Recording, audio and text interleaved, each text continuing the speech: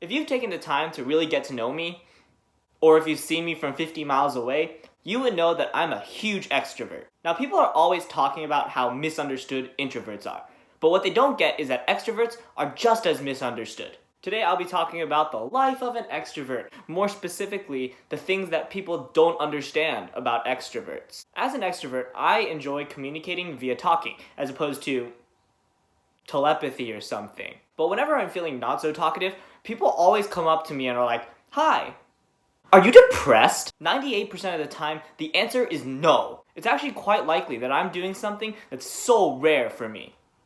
Thinking. It's really tiring when people say stuff like that to me, because then, I feel self-conscious and stuff. Now, if you want to ask me after the fact if I'm okay, that's totally fine. I don't mind that. Just don't ask me in the moment. Now, this is actually a really good rule that applies to, literally everybody. If you see someone who's looking sad, don't go up to them and say, "Hi, are you sad?" Because then they're just going to be self-conscious and they'll feel like they have to pretend to be happy. This actually flows really well with my second point, which is that just because I'm an extrovert does not mean I want to be around people all the time. Most of the time when I'm around a lot of people, I, act like I'm high. But when I get home, a lot of times I will crash. When I crash like that, I will not talk to anybody. I will go into my room and watch anime until I am no longer sad. It's like eating 15 donuts at one time.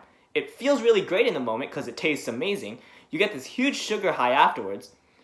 But once that crashes, you just feel fat and tired. And so what do? You eat a lot more healthy until you no longer feel fat and tired. The next thing people don't understand about extroverts is how they spend their money. Quite a few times, I've heard someone say something along the lines of, "Oh my god, Jordan, you spent $400 on sushi! Now someday you're going to live in a box because you're going to spend all your money on food." No. When I spend money, it's almost always with friends. I rarely will just go out and buy myself a hamburger. That just is worthless to me. However, the conversations and experiences I have with the people I eat out with, now those are worth my money. "But Jordan, why don't you just do things with friends that don't require any money?" When you go to a restaurant and eat with somebody or multiple people, you are all forced to kind of sit down, be still, and act like civilized human beings. And that's when conversations really start. There's also something about sitting around a table that brings about a sense of community. You can look around and see everybody. You can see their facial expressions. And that means a ton to me. So before you think of saying something to me like, "Wow, you're broke," know that I almost never regret spending money with other people. Okay, moving on. I get a lot of energy from meeting new people as well as getting to know them. And this sounds really great on the surface, right?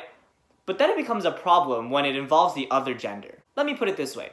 Just because I act all excited when I'm talking to you does not mean I'm in love with you. Similarly, just because I keep asking you to hang out does not mean I'm in love with you. If I'm regularly conversing with you, it is highly likely that I will eventually ask you for your number.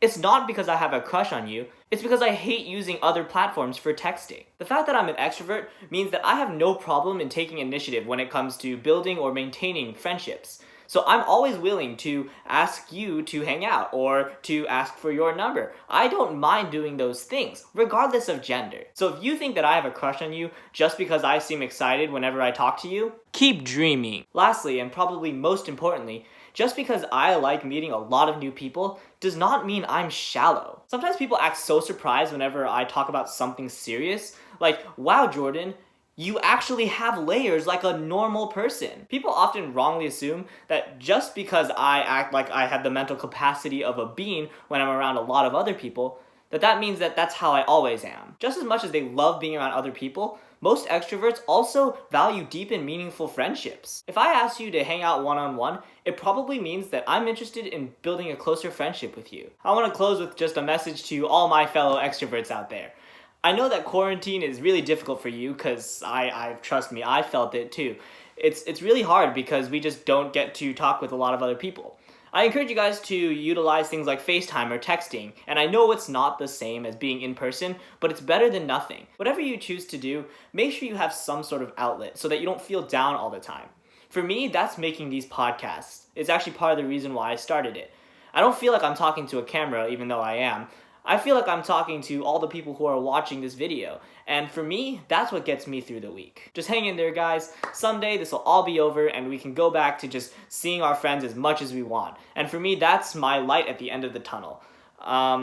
Yeah, thanks for watching, guys. I really do appreciate you taking the time out of your day to watch or listen to the random things going through my head.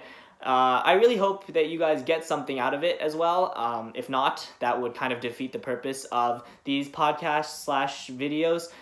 I'll see you guys Friday, and yeah, I think that's all. Bye-bye.